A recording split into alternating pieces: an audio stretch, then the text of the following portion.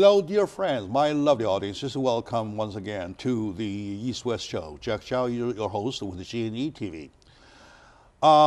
Continuously, we see the bad stuff going on in California because we have crazy nonsense laws that are trying to strangle the small business, which are said to be the backbones of California economy. Especially funny though, at the meantime, while exactly they are talking about, oh, we need our economy to come back up, we need to boost our economy, and then while saying that, they are tightening and tightening, the strangling, so that we don't know what we want to do.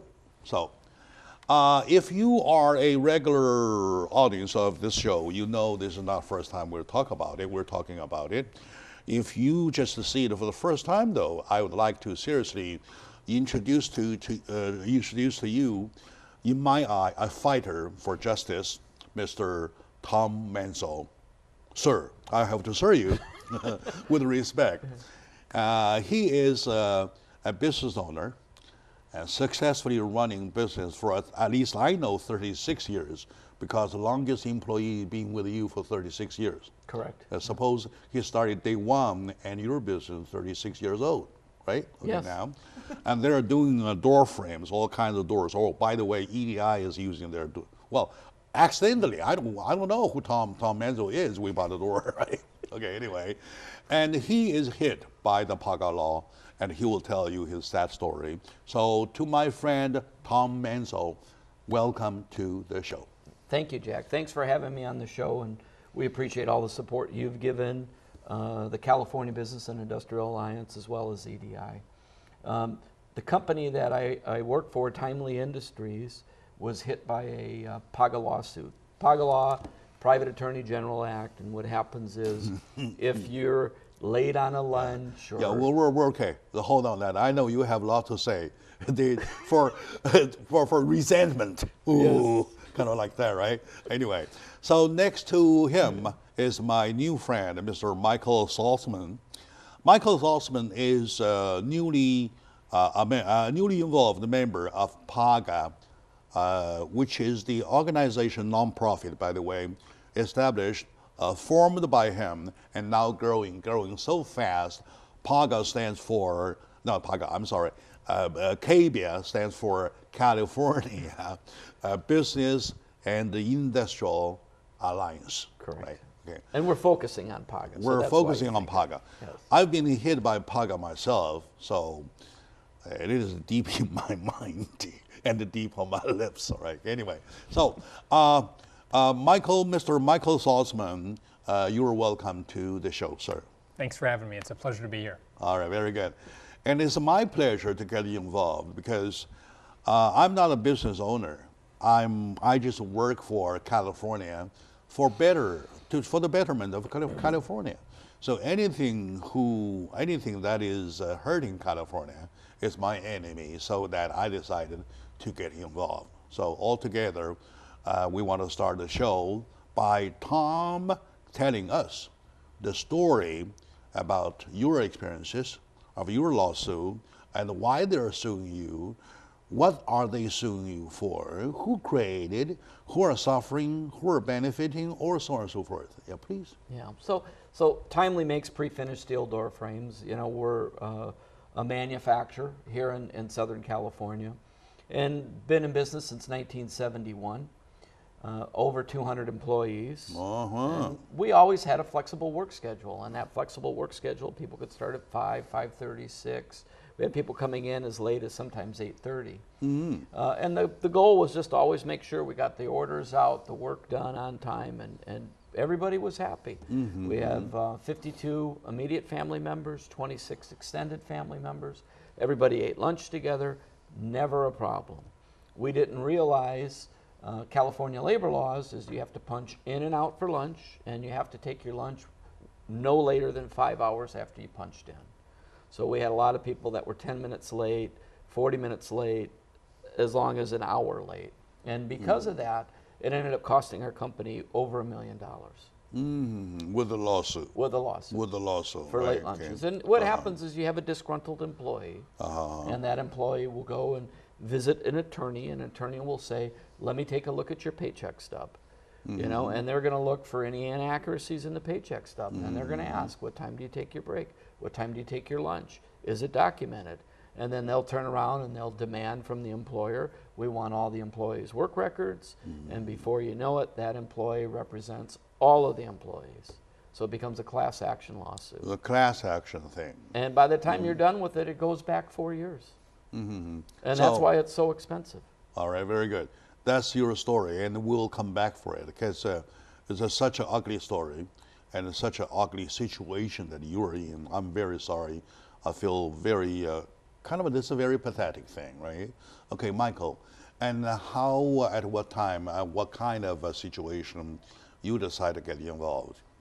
So I first got involved with Tom Manzo actually last year around the minimum wage issue. You know, Tom and then a couple of manufacturer friends that we have in common were having a lot of difficulty with California's minimum wage rising to $15 an hour. And we're actually considering not only reducing staff, but potentially leaving the state because of that. So Tom and I got to know each other around that issue. And I think one of the key items we connected on was the importance of telling the stories of small business struggles and harm and kind of getting beyond some of the kind of the wonky statistics, because I think the problem is in the past people sort of assumed that, well, you're a business owner, you can afford this, you know, California's going to put a new mandate on it and you can afford this. I think what Tom realized is not only is that not true, but there's a real scam going on here that the public just doesn't understand. And so I think what Tom has done is really position himself as a leader and as someone who started a new organization that's unlike anything that's come before in California, which is focused on a particular type of business, but also has a mindset that says, we're going to get beyond this inside game. We're going to do that, but we're also going to go to the public and we're going to communicate with them some of the harm of these policies. And I previously, when I first met Tom, I thought he was going to wage his one-man war. Of course, he's doing that still. He's now no longer one-man war. He's joined by hundreds of other members who are also suffering from the crazy laws, right? So that makes the bigger sense. That makes the bigger sense. The bigger sense to me is that by the fundamental ideology, you never bite your finger that fits you, right? The finger that feeds you, you never bite. That's, well, now we're talking about one hand, like I said in the lead line, that on one hand they say, save the California economy, let's boost the California economy. And then the second call is, or the simultaneous call is, let's strangle this businessman. Doesn't make logic sense, does it? So you join him, his KBIA organization, nonprofit? That's right. You know, and I think part of the early items that Tom and I collaborated on is through pieces for op-ed pages, actually. I mean, I think there was a kind of a huge vacuum of people who, business owners who were struggling in silence, you know, and so what Tom did is he said, well, I'm going to go to the state and I'm going to get a list of every PAGA complaint and who these have been filed against, and then I'm going to get out there and start telling my story on the op-ed pages. And what happened is I think business owners started reaching out because they realized, oh, somebody else is struggling with this. Somebody else is dealing with this.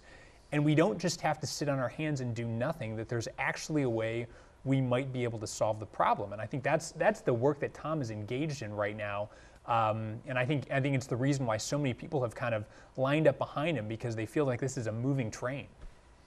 It is. It sounds like that. I've been doing this business for so many years, more than I could remember, and I was even shocked. There's such dirty deal going on without people knowing. And I believe my folks out there, especially if you happen to be Chinese Americans, immigrated to this country, with a little money you start your own business, you wish your money will grow. In the meantime, you create job opportunities, right? In Tom's case, he's supporting how many families? Over 200, yes. Right? These 200 people never have to worry about their bill again. They have food on the table, they have a car in the garage, right? they have a happy life. That is his contribution already. Why punish him, right? When they want to eat lunch together because they are husband and wife, right? They eat from one box, whatever, jar, I don't care, right? So they want to eat together. Or brothers, sisters, they want to eat together. So you are 10 minutes ahead, I'm 10 minutes behind, all together, 20 minutes, that's it. So anybody, by the way, Tom, I got to ask you, anybody who gets, who die from that exceeding 5-hour time mark? No, nobody. No? Or anybody got wounded with the blood gushing out? Not at all. No, no. Not at all. You know, anybody complain with a stomach problem, ulcer thing, they have to go see a doctor, a surgeon, the operation? Not at all. No, nobody suffers. And then we can see what do the laws protect? Who do the laws protect? Jack, right? just really quickly, I was up in Sacramento a few weeks ago and we had a meeting, and the attorneys there were putting on a presentation how to avoid it. And on the employee's paycheck, they had the wrong identification number down. And because the identification number was wrong, it looks like it's going to cost the company over $1 million. And that was the subject matter of the case. Was anybody actually harmed? And you do not have to be harmed to get a verdict against you when it comes to a PAGA lawsuit. That's crazy. That's even crazier. My lovely audiences, ladies and gentlemen, my dear friends, my fellow Californians, especially when you happen to be business owners, you got to check this. This is something very, very crazy, very, very out of hand going on, and you could be next. So let's take a short moment out. When we come back, we'll exactly tell you what we plan to do. Stay with us, please.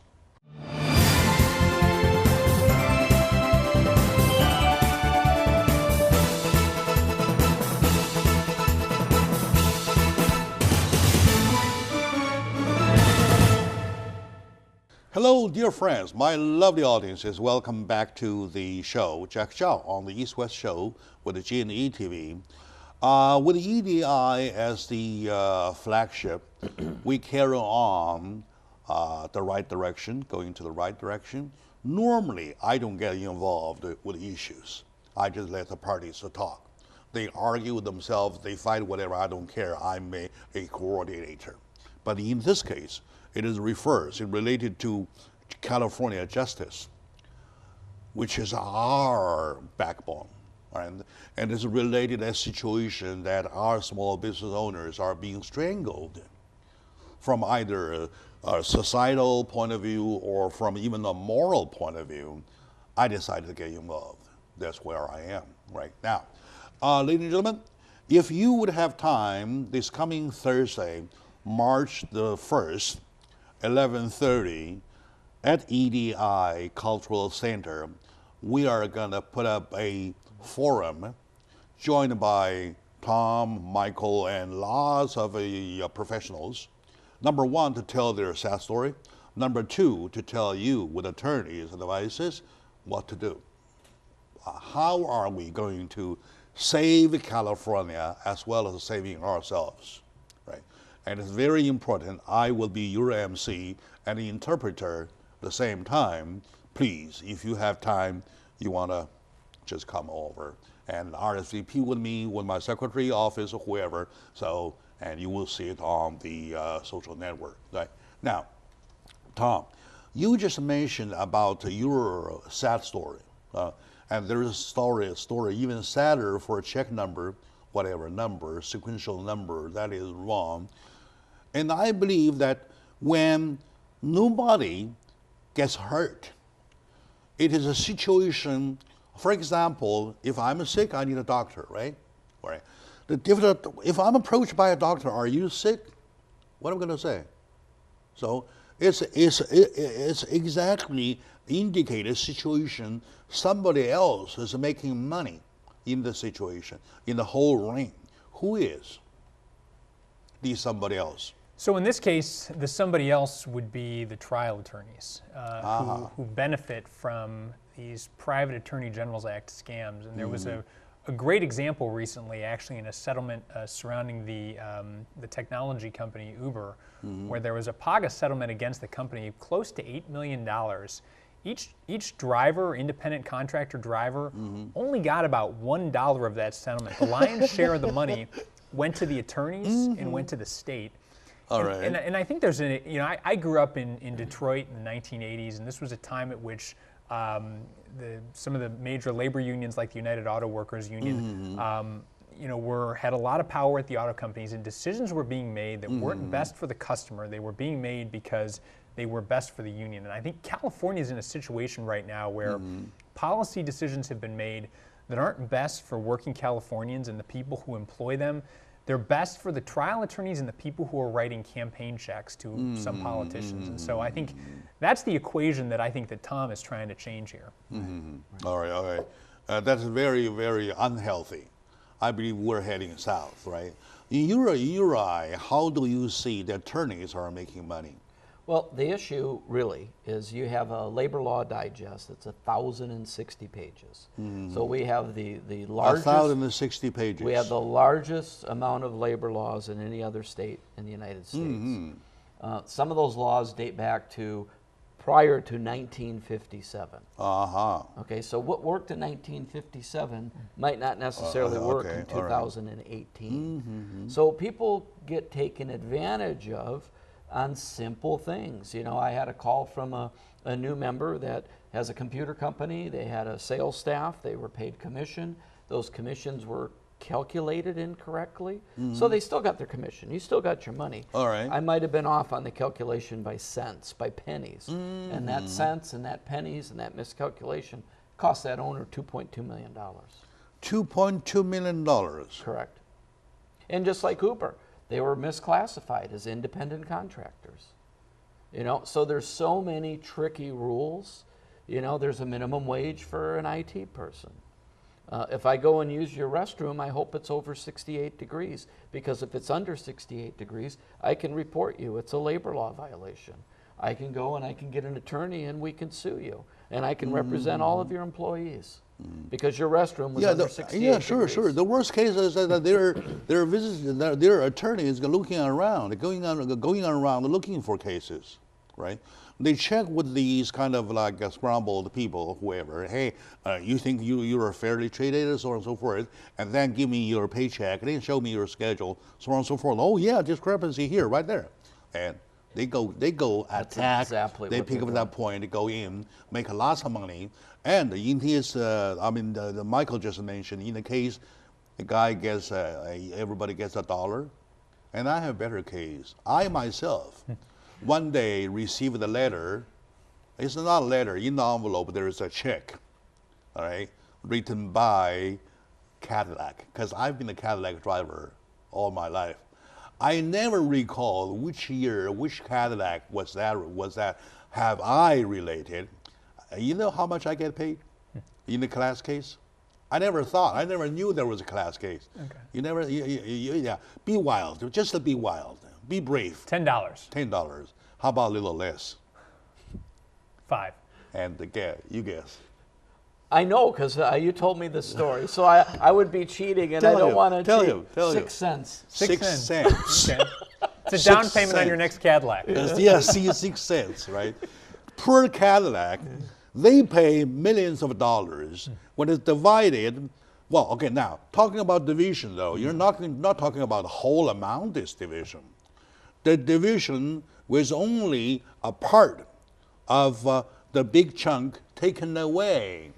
And from that small slice of the whole pizza, well, they divided it into, let's say, 1 million shares, whatever, 1.5 million shares. Everybody, like in my case, got six pennies, right? Okay, that's why there's a word saying here. Okay, now, for that, many businesses are forced to close down.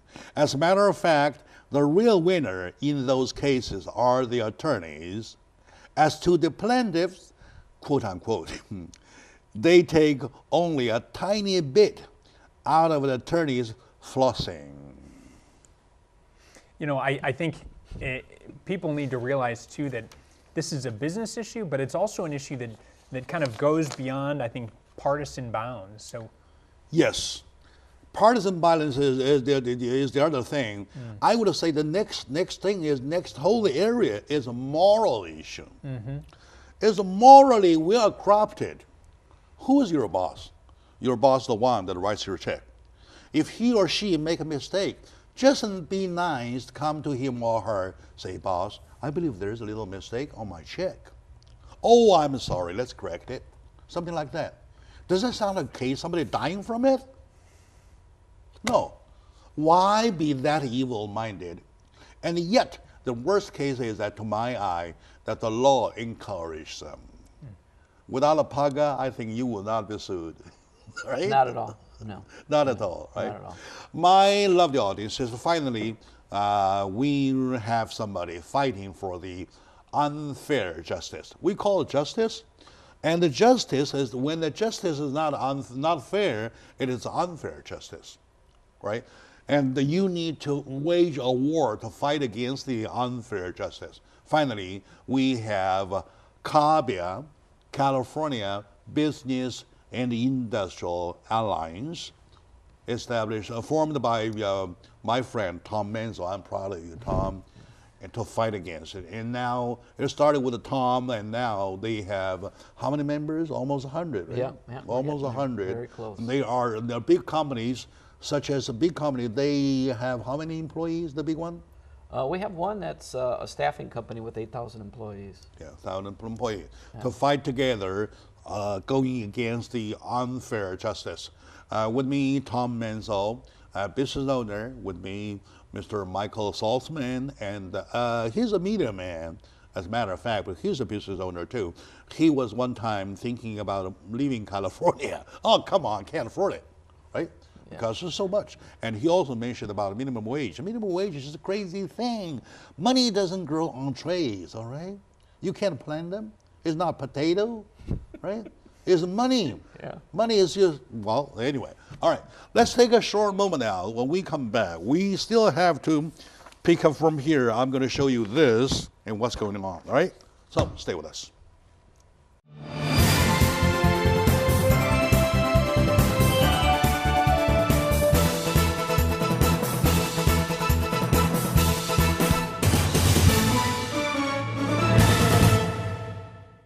Hello, dear friends, my lovely audience, ladies and gentlemen, my dear fellow Californians. We're talking about our own backyard. It's not New York, it's not Buffalo, not whoever, not even South Carolina. It is California, especially in Southern California, where so many small businesses are so crowded in the beautiful land with the beautiful weather.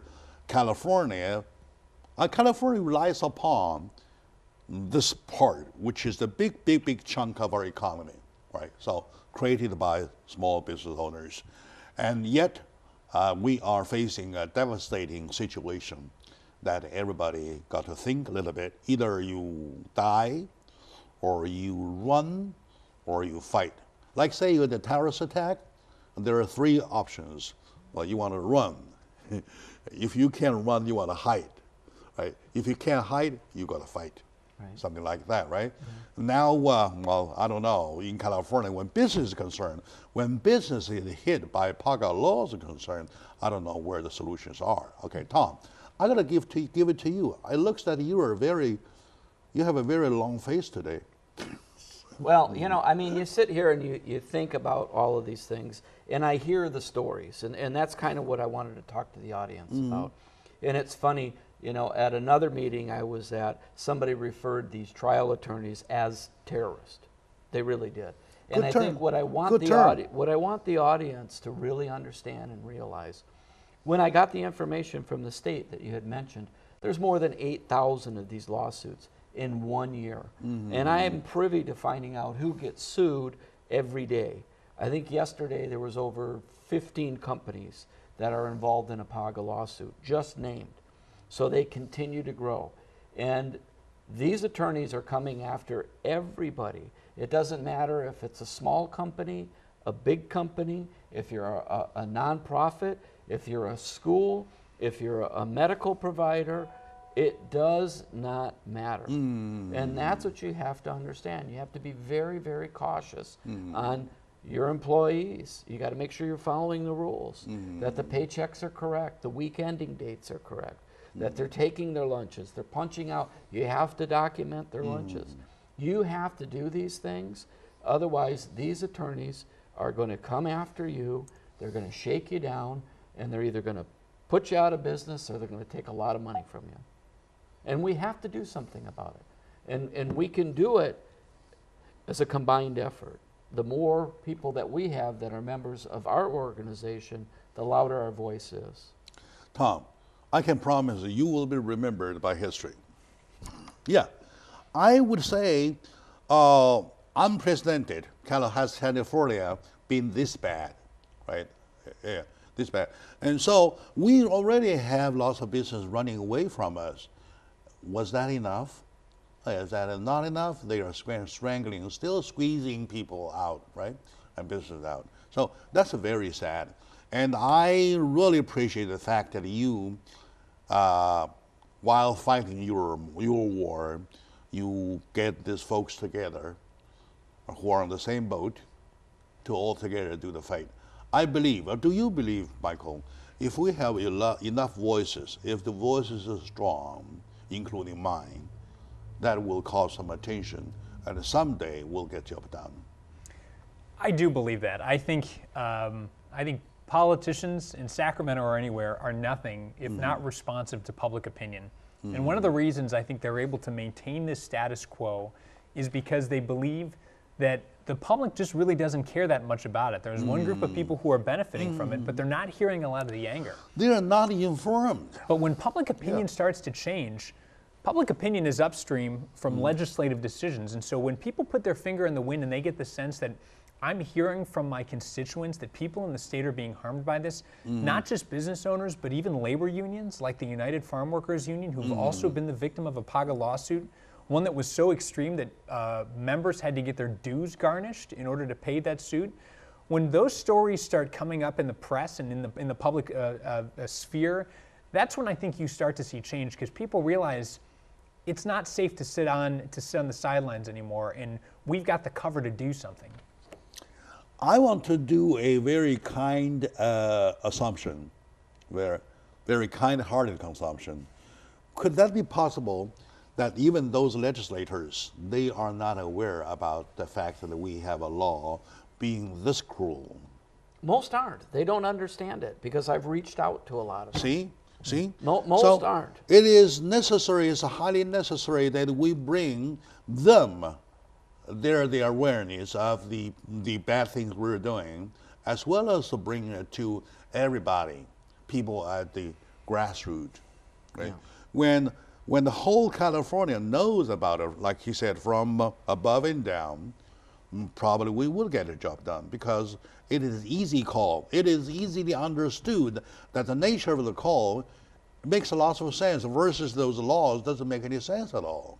And if your labor law digest is this thick, it's 1,060 pages, quit adding to it. Quit trying to pass more laws to make it more complicated, because the normal person isn't going to understand it.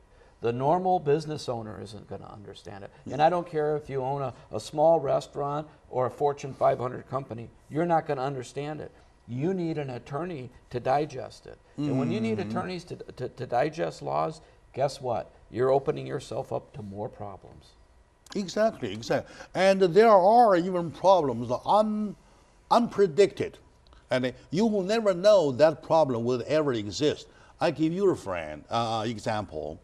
A friend of mine in Pasadena, David Houston. You know David Houston? I think we met him. Yeah, David Houston. He runs several restaurants. Right? He is sued by the PAGA laws, by whatever pay thing, right? And reason being that every time when the employee are entering their lunch break or whatever break, on we going out the door, there might be guests asking, where's the bathroom for men, or where are the ladies' room, right? This employee would turn over point, oh, it's right over there behind the second table or something like that. Thing. Okay, turning over, saying the sentence is what I said, and a turn back 5 seconds, right? When this 5 seconds accumulated, you time it with 100, with 1,000, whatsoever, it comes into hours. Am I right? That's the issue. I'd like to jump on this one. They call that uninterrupted. You have to have an uninterrupted lunch and and here's the thing: who's really getting hurt by this is the security companies.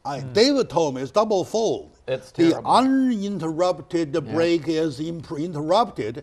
That is quote unquote a violation of the law. And the second fold is that those 5 seconds accumulated when put together mean hours, and then money, I think. Okay, now we just now mentioned about the fact that the legislators, they might not be aware of that. So it's not that much a political issue. It is a money issue. I think if people can take away one thing, it's that there's more of you than there are of them. I mean, Tom mentioned over 6,000 PAGA complaints filed in any given year. The number of business owners and employees who are negatively affected by that, likely numbers over time in the tens or hundreds of thousands. You compare that to the relatively small number of attorneys who are actually benefiting from this, and there's no reason something can't get done, but it starts with direct action, and that's why this meeting that you're hosting on March 1st, it's so important for people to come out, because you can watch this on television, but if you actually show up and say, you know what, I'm going to stand up and contact someone, I'm going to support someone like Tom, that's how change happens. All right, very good. I thank God for giving us creatures like yourself, right? So at least we have 3 fighters, 2.5. I'm only a half because I got my work to do, right? Okay, anyway, my dear audience, let's take a very short moment now. We come back, we'll continue continue to see how we shall put all the efforts together to make the voice even bigger. All right, stay with us.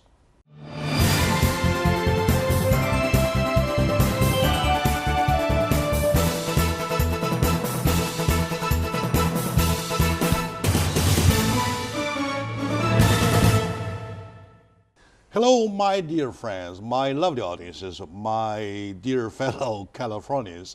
I love you. I love you so much that I try every moment when it allows bring you stories to entertain you. But only this time I'm a little confused. I really doubt, am I entertaining you or am I torturing you?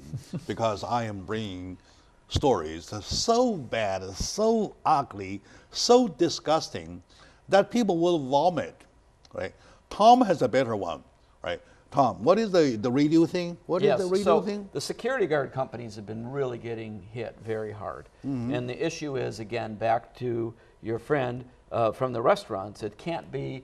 David Houston, yes. Yes, you can't have an interrupted lunch or a break. Uninterrupted lunch break. Right. So what happens if you're a security guard, you're just sitting at lunch, you're eating your sandwich, you have your radio on, it's interrupted because the radio is on. And even on the breaks. I'm disturbed. Yes. So my advice is all these attorneys who've been stealing money from us probably have so much money that they have a security guard. And what we'll do is we'll go rob those attorneys when they're on their lunch break, because it'll be uninterrupted. And there's no security guards, right? Right. So I think that's what we need to do. Because their radios are off. It's a hypothetical plan. Hypothetical, right? Very good. Very good. I don't encourage you to do so, but it's a funny thinking. Yes. It's a logical thinking, right? Okay, now the same thing applies to our cops. Right. The cops are on lunch break. They're in the donut shop, right? Turn the radio off. Just shut the whole thing off. So, at that very moment, what if something happens? And that guy, that cop, is the only one available closest at that very specific moment, and sadly, radio is off. So, who suffer? Us, the voters. I mean, the taxpayers. Am I right? Yeah, so, absolutely. in the long run, we're talking about a law system that benefits the greedy, hungry attorneys, right? And make everybody else, including the plaintiffs themselves, suffer. Right. So by definition, am I making a point? I think so. In fact, actually, I think the examples that you all bring up, kind of a broader point I would make on that. The gentleman who founded the firm I work at is a guy named Rick Berman, and something that Rick likes to say is, I want to get people to a place where they say, you know, I never thought of it that way before. And when someone hears about something like the Private Attorney General's Act, and if the only thing they hear is, hey, it helps workers get some money from their bosses for being wronged, that sounds like a good idea. But if you can get people to think, actually, no, this is something that's being used to take advantage of the children's homes, the Humane Society, the Salvation Army, then you get people to say, you know, the light bulb comes on. It's like, I never thought of it that way before. And I think that's what these examples help do, is they help people see just how ridiculous what's going on here is, and that this is not about helping the employees, that this is about finding small technicalities that end up harming businesses and harming, and Tom's got a great example of this, harming the employees themselves. I mean, Tom's company employees had to make changes that they didn't want to make, all because of this lawsuit. Yeah, thank you very much. You're very accurate on that. What I want to say is that in a legal country, law country, or the law has the supreme power. Unless you turn the law. Correct. You turn the law down, there's nothing we can do, right? So let's do it. Okay, now I'll tell you my story. We used to have an employee who by schedule shall be in the office by 9 o'clock sharp. Well, she sometimes turns out 10 if she is happy, right? And 10:30 or 11. By the time she turns in almost noon, and sitting there, and it's almost as soon as 12 o'clock by noon, and he has to go to her lunch, and then to buy some dog food or cat food, and go back home to feed the dogs and cats. She has to be friendly with the dogs and the cats, and coming back to the office 2 o'clock 30, very tired, exhausted, right? Because carrying those bags is a very exhausting job thing, right? And then the doses of over her desk, right, till 4 or 5, and there's one day job to do, right? All right, from 4 or 5, whatever time, everybody supposed to go home already. She started working, till 8, 9, 10, well, whatever, right? And then those time are overtime, right? And we have to pay her overtime. I hate to use the BS term, but it's still BS situation. Okay? So that's overtime. Do you think that is overtime? That is a moral issue exactly, is taken advantage. What do you see? Well, all I know is if she works past 10 hours, you need to have her sign a waiver to skip her lunch, or you have to give her a second lunch. If you don't, PAGA lawsuit. Another problem. Okay, all right. My dear friend, let's get back to business, all right? Business meaning that March the 1st, we're going to do this, all right? You will see this on the screen, and this is what we're going to do. March the 1st, in EDI Culture Center, 11:30, we will put up a forum with Tom and with Laura Clifford. She is a executive director and employee fraud task, which is a big researcher in this whole area. Correct. And also we have the former assemblywoman of Shannon Grove. Correct. And she is running for candidate for, she's one of the candidates for California Senate. And she will be with us. And she is the one that at the Senate seat, not Senate seat, assembly seat, she proposed several bills to turn over the PAGA laws. And also we have Richard Fry, his attorney. He will tell you how we want to fight against PAGA laws. Right, and how to avoid getting a lawsuit. Yeah, and how to avoid the lawsuits. And at that, we have lots of VIPs attending, and we have even... I'm sorry, should I rent a tuxedo for this event? I will guess so. And your wife has to come with her dress, wedding gown or okay, something I like will tell her that. Very good. It's a big event. It's a very big event. We'll provide lunch, and we'll provide a on-site translator, interpreter, and we have a Q&A section. The Q&A section was so good, and you can bring along your questions, and your question will get answered. Sure. Right? Yep. Tom, to wrap it up, I need your website, and you need your call to Californians. Californians are very responsive, unless there is no call. Once you do call, there are people, right? And I want Michael to do the same thing, please, because I want to make it so everybody's job. Yeah. Go to our website, www.cabia.org, CABIA.org. You know, if you have any questions, you can call Jack. You can call myself, because our number's on there. We need you to join. We need you to be part of our cause, part of our movement. We want you to learn. Come to the meeting so you don't get affected by one of these lawsuits. Maybe we could prevent one. We would be happy about that. Are you taking new members? Yes.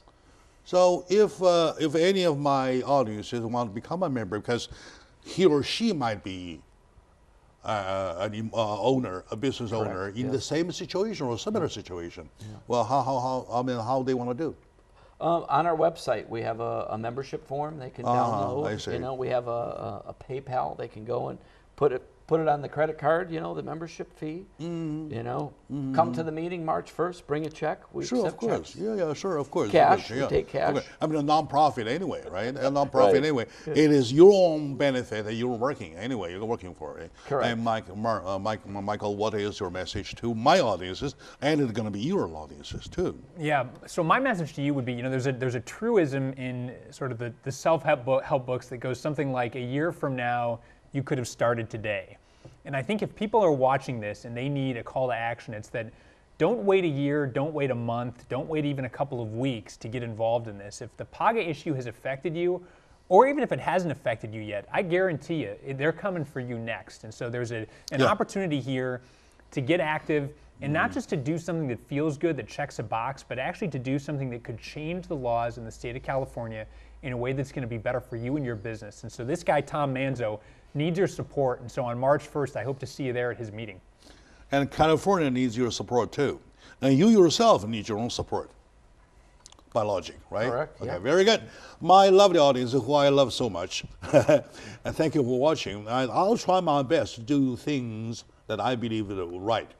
With me, my friend, Mr. Tom Manzo, founder and CEO of Timely Industry, making door frames, beautiful door frames, which EDI accidentally bought for quite a few. We have one, We two, might need three. you to buy some more. We have 4 buildings. All the Tom doors kind of thing. And he is also the founder and CEO of CABIA, California Business Industrial Alliance, and joined by Mr. Michael Salzman. He is as a matter of fact, he's a media man. He is also a member of CABIA. So we together, Jack Chow here, together making a call. Come over March 1st on a Thursday, 11:30 at EDI Cultural Center.